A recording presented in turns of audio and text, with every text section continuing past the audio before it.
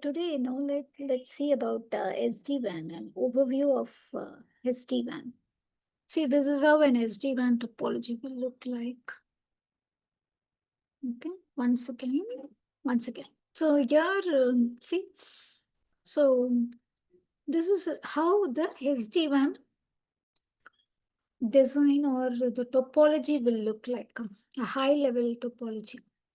Okay, so we have branch office, an office, campus, data centers, dedicated data center, okay, all connected to 4G, internet link, MPLS link, fine. But there's again a cloud data center can also be used. Okay, so all these appliances now are SD-WAN appliances, SD-WAN based routers. Okay, that gives a secure access, even though it is through internet also. So this is a high level design. So see, remote office or regional hub office, both are connected with the two service providers. But again, the other services like Office 365, Salesforce, ServiceNow, all are all hosted in the cloud only. So any office intercommunication happens through the MPLS directly, but these applications and all are not dependent on any branch, right? So it's hosted in the cloud. So any user can directly fetch the information, access it immediately. Any branch office directly goes here only. It may not go to a data center and then access. It goes directly. Okay.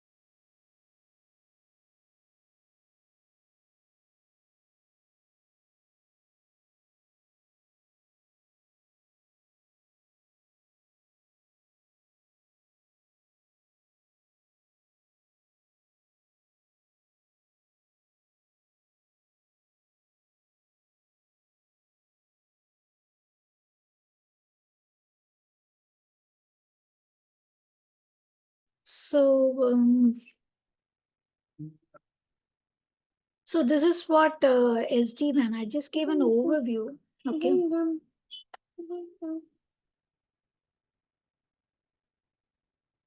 All right.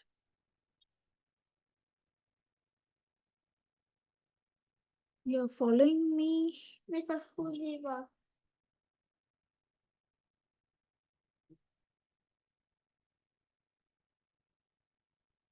Yeah. Okay. So the other one, no, like you asked for IPsec also, right? So what this IPsec is, say this is a branch office, another branch office connecting through internet.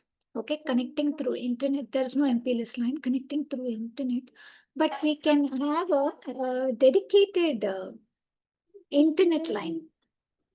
Okay, a dedicated internet line where we create a IPsec tunnel. So this is A, B, right? For site A, we need to set the peer as B. And for site B, we need to set the peer as A.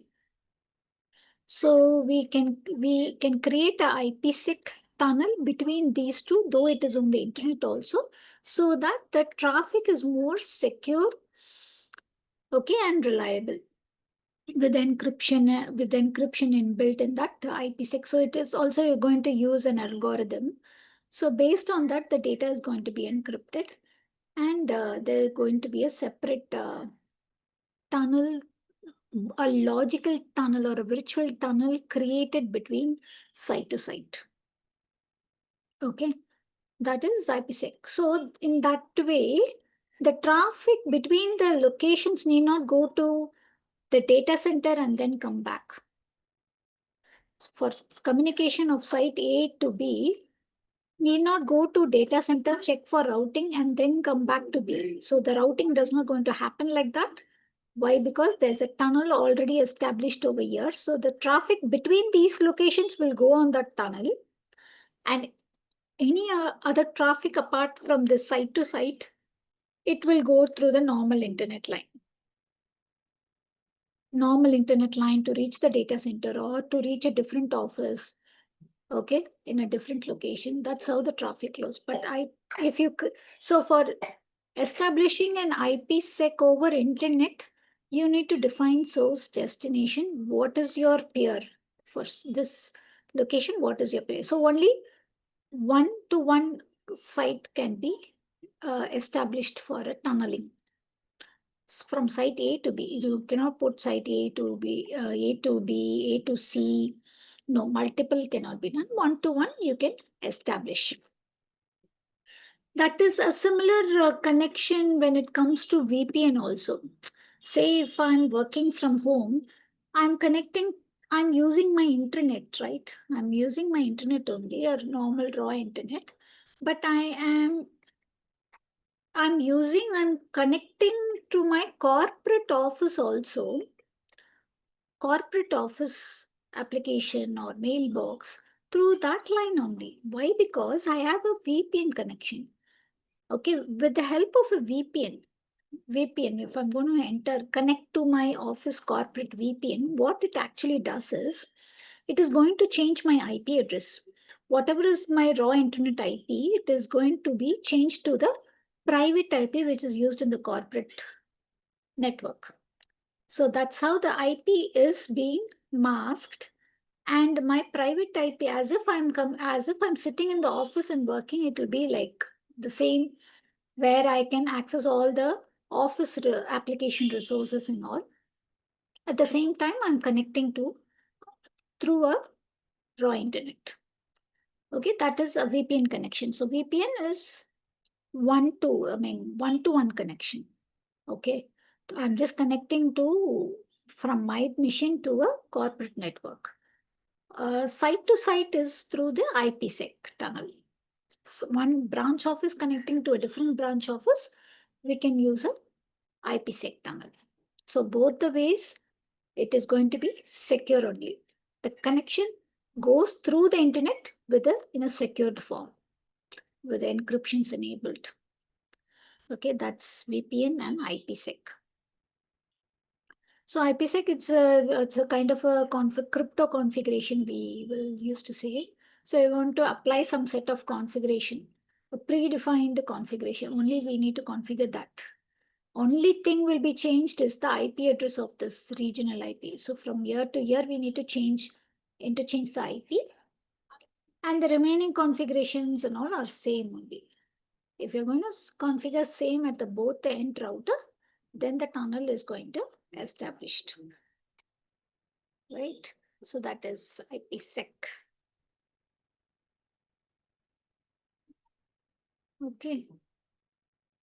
Then VPN, SD-WAN and all.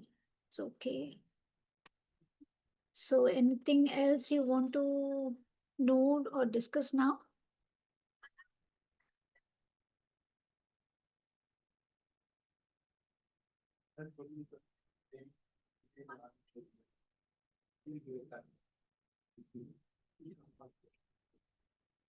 So you want to discuss anything, Rajimna?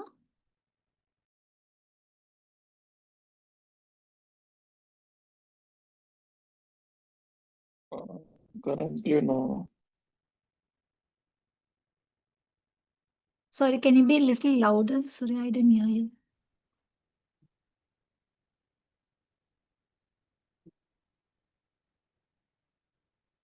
Maybe you can type the definitions and share it with me.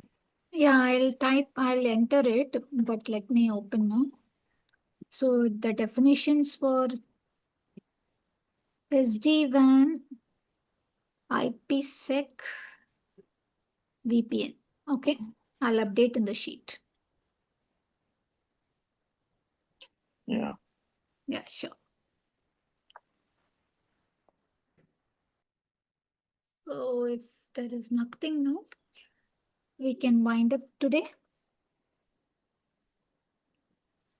Okay. What topics are left? Sorry? What topics are left? The wireless one is left. Mm-hmm. Like what you'll call in wireless? Okay, in wireless, I will explain you about autonomous APs, lightweight APs, how it is getting connected to the controller, what configurations to be applied on the switch level for connecting the APs. So those things will be covered. How actually the connectivity or the architecture for an autonomous AP and a lightweight AP will look like. How the connection goes. Okay. So that will be the final topic. Okay. So that will be covered on Monday. And on Monday itself, if you have any other questions, we can take it up or we can take it up on one more session. So Mm, that's it.